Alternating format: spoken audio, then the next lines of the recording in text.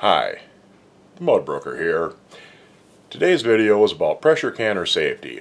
A lot of people have started canning in the past year, which is a good thing, but one of the biggest fears many people have is their pressure canner exploding. You may have seen this picture on the internet somewhere on various canning pages and forums and whatnot, and you may have heard horror stories about your grandma blowing up a pressure canner back in the old days. And it is possible for bad things to happen with pressure canner if you do not follow the safety instructions and don't understand what you're doing. That said though, it's an extremely unlikely event. You should have no reason to fear your pressure canner blowing up on you. So today I'm going to walk us through a little bit of the history of some of the safety features on various canners over the years and try to explain how to prevent problems with your pressure canner and how to feel safe using it. Alright, this neat looking thing is a Flex Seal pressure canners made by the Vischer Company of Chicago, Illinois, and they made these from the mid-1930s up until the mid-1950s when they went out of business. There are older versions of pressure canners, pressure cookers. They've been around since about 1900. But this is one of the first real home models that really took off and became popular in use. It has a, whoops, forgot about my weight on there. It has a thin, flexible lid, a spring, and a big lever. And the way this works, let me get my weight back. The way this works is you put this on and you close the lid, which pulls the lid tightly up against this rim. There's a rubber O-ring underneath this rim. You can't see it, but it is in there. You heat it up, you put your weight on, and it's hard to believe, but this thing actually does have a pressure gauge of sorts on it. Let me get this close enough to see. Not sure how well you'll be able to see that, but this little flattened out tube has a notch in the middle, and there's a tiny little pointer. When it gets up to 15 pounds of pressure, that pointer moves in line with that little notch. Kind of a strange gauge, but it did work. Now, most pressure canners can be used as pressure cookers too, and this has a feature. It has a little star wheel on it, and as you screw that out, it'll raise up the weight and slowly release the pressure. The company that made these got a big contract in World War II to make pressure cookers for the Navy. And it was a big advantage for the Navy to be able to have pressure cookers because they cook faster and it'll tenderize low-grade cuts of meat. And if you're in a combat zone and you got 1,000 people on a ship to feed, you want to get the process done as quickly as possible. It was also during World War II that canners and pressure cookers, pressure canners, became popular on the home front. And like I said, this is one of the models that was really in the forefront of that sort of thing, along with some of the Presto canners of the time. But as they became more popular, companies started making them more and more cheaply, trying to make as much money off them as possible. And that's where a lot of the grandma's pressure cooker exploded stories come from. What a lot of the early home pressure cookers did is they didn't bother to put a blowout plug in them. This is a rubber plug or some other material that's designed to blow out and release the pressure if it gets over a certain point. Now, without a blowout plug, the only way for the pressure to release is through the stem that the weight sits on. And on a pressure cooker, a lot of times what would happen is the weight would stop jiggling and steam would stop coming out of it because some of the food inside of the cooker managed to get up in there and plug the vent tube. Well, it's no longer steaming. Maybe I just need to turn it up a little bit to get it cooking again and make a bad situation worse. Since it was unable to release the pressure, bad things happened and the pressure cooker blew up.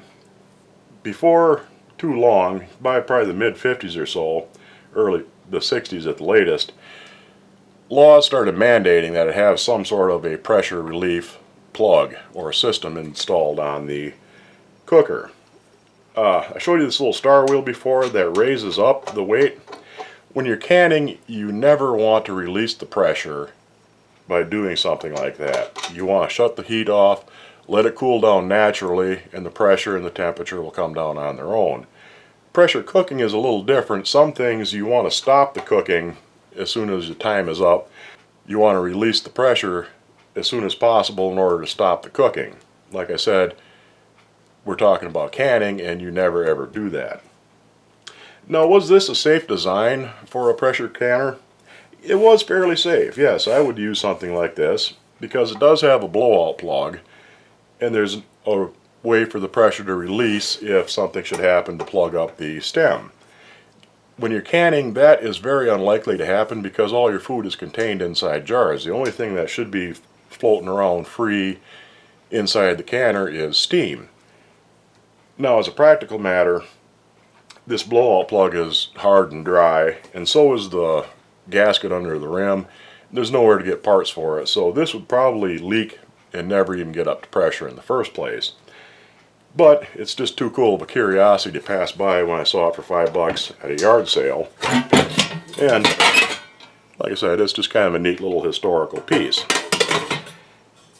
Moving on a little bit, let me set this aside.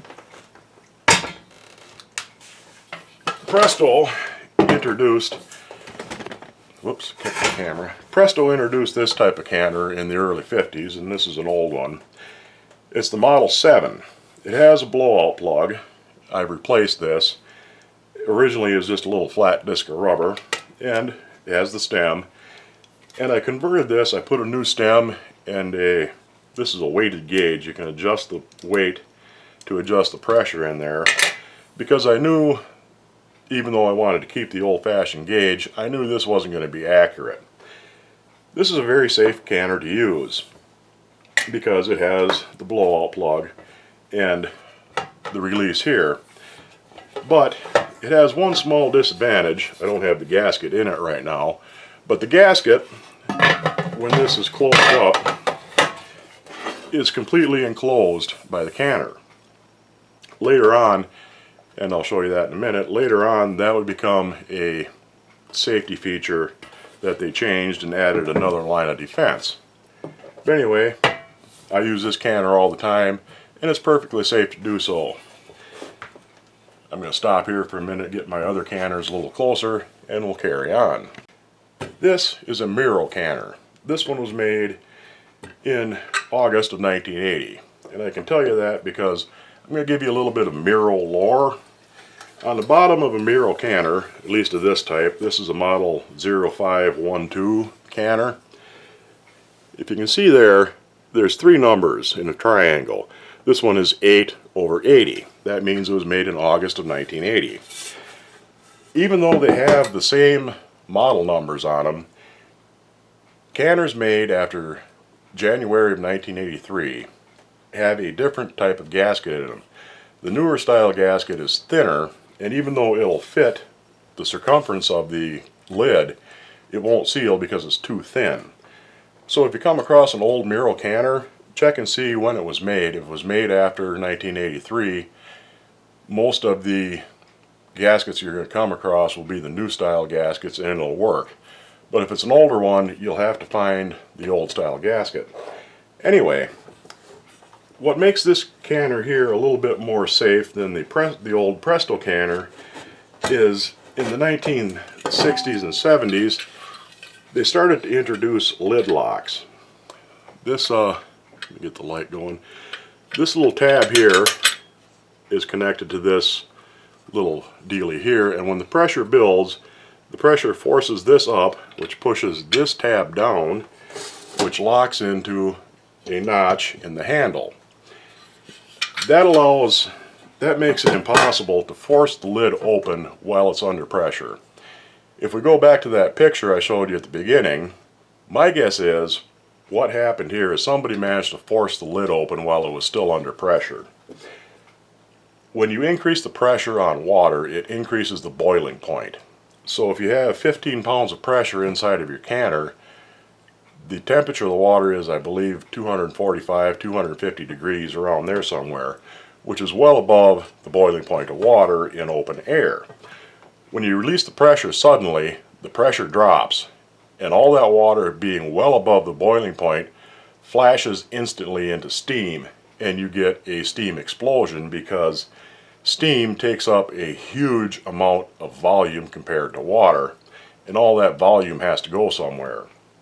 And I kind of think that's what this guy did.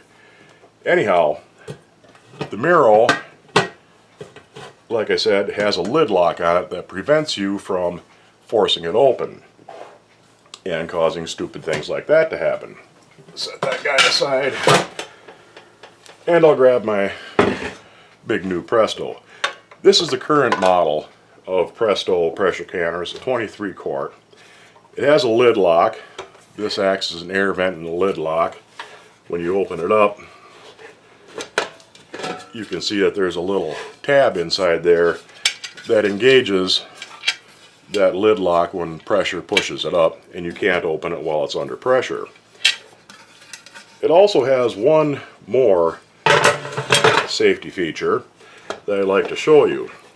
If you turn this over, and hopefully I can see that, you can see the edge of the gasket around the lid there.